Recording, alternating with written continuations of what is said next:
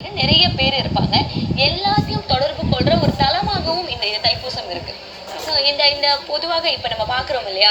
இந்த கடைகள் எல்லாம் இருக்கு. இந்த கடைகள் எல்லாம் வந்து பார்த்தீங்கன்னா, பொருளாதார ரீதியா நிறைய பேர் இந்த தைப்பூசத்துக்கு காத்திருப்பாங்க.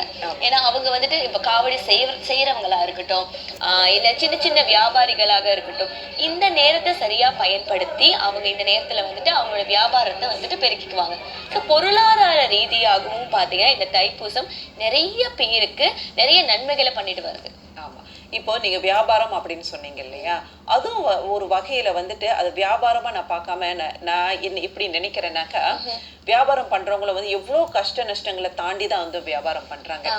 சில பேர் வந்துட்டு பேரம் பேசுவாங்க, சில பேர் வந்துட்டு என்னது திருப்தி இல்லாமலே இருப்பாங்க. ஆனா அவங்க ஒண்ணு புரிஞ்சுக்கணும், எல்லாரும் வந்துட்டு வசதியா இருக்கிறதுனால வந்து வியாபாரம் பண்றவங்களும் கிடையாது. இல்ல எனக்கு நேரம் போல அப்படின்னு சொல்லி சும்மா வந்து வியாபாரம் பண்ண கிடையாது. அவங்களுக்கு பின்னாடி அவங்களை உட்கார வச்சு கதையை கேட்டாதான் தெரியும், பரவாயில்ல 5 வெள்ளி விற்கிற இடத்துல நான் 10 வெள்ளியை கொடுத்துட்டு போறேன் அப்படின்ற மாதிரி இருக்கும். நமக்கு கொடுக்கிற இடத்துல நம்ம இருக்கோம் அப்படிங்கிறதே வந்துட்டு முருகருக்கு நன்றி சொல்லவே கூடிய ஒரு விஷயம். ஸோ இந்த நேரத்துல வந்து பாத்தீங்கன்னா பத்துமலையிலும் சரி, எல்லா தலங்கள்லயும் வந்துட்டு உணவு அன்னதானம் வழங்கிட்டு இருக்கிற நேரம். ஏன்னா இது லஞ்ச் அவர் அப்படிங்கறதுனால பாத்தீங்கன்னா எல்லாருக்குமே வந்துட்டு எல்லா திருத்தலங்கள்லயும் இப்ப வந்துட்டு உணவு வழங்கிட்டு இருக்காங்க. அந்த வகையில இந்நேரம் வந்துட்டு பினாங்கல ஆரம்பிச்சிருப்பாங்க. ஏன்னா பாத்தீங்கன்னா சற்று முன்பதாகவே பினாங்கல வந்துட்டு சமைச்சுக்கிட்டு இருந்தாங்க. ஸோ இந்த நேரத்துல வந்துட்டு உணவு வழங்குற நேரம் வந்தாச்சு. இப்ப நம்ம பார்த்துட்டு இருக்கிறதும் பினாங்கு திருத்தலத்துடைய தண்ணீர் மலையானுடைய வளாகத்துல முன்னுக்கு நேற்றே சொல்லியிருந்தோம், தண்ணீர் மலையான் அப்படின்னு அந்த இடத்த எடுத்துக்கிட்டாலே வந்து பாத்தீங்கன்னா தண்ணீர் பந்தலுக்கு பஞ்சமே இருக்காது. இம்முறை என்ன ஒரு பிரத்யேகமான விஷயம் அப்படின்னா, தண்ணீர் பந்தல்கள் கல்யாண இதுல இருக்கும் இல்லையா, மண்டபங்கள்லாம் அலங்கரிச்சிருப்பாங்களே, அந்த வகையில ஒவ்வொரு தண்ணீர் பந்தலும் அலங்கரிச்சிருக்காங்க. அங்க முருகரை வச்சு அந்த பெரிய பெரிய தூண்கள் வச்சு பார்க்கறதுக்கு தண்ணீர் பந்தலா கல்யாண பந்தலா அப்படின்ற மாதிரி அவ்வளவு அழகாக வந்துட்டு வச்சிருக்காங்க. நீங்க சொல்ல சொல்ல எனக்கு இப்ப என்ன தோன்றுதுனாக்கா, அந்த தண்ணீர் பந்தல்ல போயிட்டு ஒரு ஊர் எடுத்து குடிச்சா எப்படி இருக்கும் சுவையா இருக்கு. ஏன்னா நம்ம பார்க்கும் பொழுதே பாத்தீங்கன்னா வெயில் அதிகமா இருக்காங்க. இந்த நேரத்துல குடிச்சா நல்ல சிறப்பாக தான் இருக்கும். இந்த மாதிரி கூட்டு பிரார்த்தனை அப்படின்னு சொல்லுவாங்க இல்லையா, ஏன் வந்து கூட்டு பிரார்த்தனை ரொம்ப ரொம்ப எல்லா இடத்துலயும் பரிந்துரைக்கப்படுது அப்படின்னா, அந்த எனர்ஜி எப்பவுமே ஒரு எனர்ஜி ஃப்ளோ இருக்கிற பாசிட்டிவ் எனர்ஜி, பாசிட்டிவ் வைப்ரேஷன் இருக்கிற இடத்துல வந்துட்டு நம்ம நினைத்த காரியம் கை கூடுறதுக்கான பலன் இன்னும் அதிகமாக இருக்கு அப்படின்னு நினைக்கிறேன். இப்ப அதுதான் உண்மையும் கூட. திரு வரதராஜு ஐயா அவர்கள் முதல்ல சொன்னாங்க இல்லையா, சில சமயங்கள்ல நம்மளே துவண்டு போய் உட்கார்ந்தாலும் அந்த கூட்டத்தோட நம்ம சேரும் பொழுது நம்ம துவண்டு நம்ம உட்கார்ந்தாலும் நம்ம தள்ளி கொண்டு போவதற்கு அவங்க உதவியா இருப்பாங்க அப்படின்னு சொல்றாங்க. அதனாலதான் இருக்க வேண்டிய இடத்துல நம்ம இருக்கணும் அப்படின்னு சொல்லுவாங்க. கண்டிப்பாக.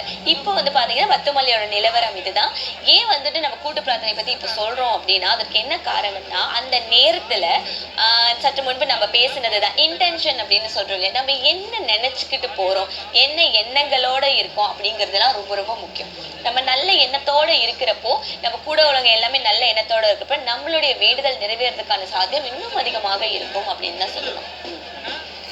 அன்னதானம் பத்துமலையில பார்த்தீங்கன்னாக்கா ஒவ்வொரு வருடமும் நிறைய பேருக்கு அன்னதானம் இருந்து கொண்டேதான் இருக்கும். எப்போதும் எல்லாரும் சொல்லுவாங்க, சில பேர் வந்து ஒவ்வொரு வருஷமும் விடாமல் போய் கொண்டு இருக்கிறவர்கள் பத்துமலையில தைப்பூசத்துல எங்கெங்க என்னென்ன கடைகள் இருக்கும், எங்கெங்க அன்னதானங்கள் வழங்கப்படும், எத்தனை பேருக்கு வழங்கப்படும், எந்த மாதிரியான உணவுகள் வழங்கப்படும், எந்த நேரங்களில் வழங்கப்படும், எல்லா விஷயத்தையும் நிறைய விஷயங்களை எங்களோட பகிர்ந்துருக்காங்க. ஆனா இதுல உண்மையிலே கவலையான ஒரு விஷயம் என்னன்னாக்கா, ஒரு தடவை கூட நான் அன்னதானம் வாங்கி சாப்பிட்டது. ஆனா நீங்க சாப்பிட்டதில்ல. ஏறக்குறைய 1,00,000 பக்தர்கள் இது வரைக்கும் வந்துட்டு அன்னதானம் வந்துட்டு வழங்கி இருக்காங்க, சாப்பிட்டுருக்காங்க அந்த இடத்துல. ஸோ இப்ப வந்து பாத்தீங்கன்னா வண்ண காவடிகள் வரிசையாக நின்று கொண்டிருக்கு. இந்த ஒரு பத்துமலை நிர்வாகம் மட்டும் பாத்தீங்கன்னா 1,00,000 பேருக்கு அன்னதானம் வழங்குறாங்க. அது சிறப்பான விஷயம். ஆனா அந்த 1,00,000த்துல நான் ஒரு ஆள் இல்லையே அப்படின்னு இருக்கும்போது கொஞ்சம் சங்கடமா இருக்கு. ஆமா, இந்த வேலையில வந்துட்டு பத்துமலையில என்ன நடந்துட்டு இருக்கு அப்படின்னு சொல்லிட்டு நம்ம பாத்துடலாம். முதல்ல நம்ம பார்த்தோம் வண்ண காவடிகளை தவிர்த்து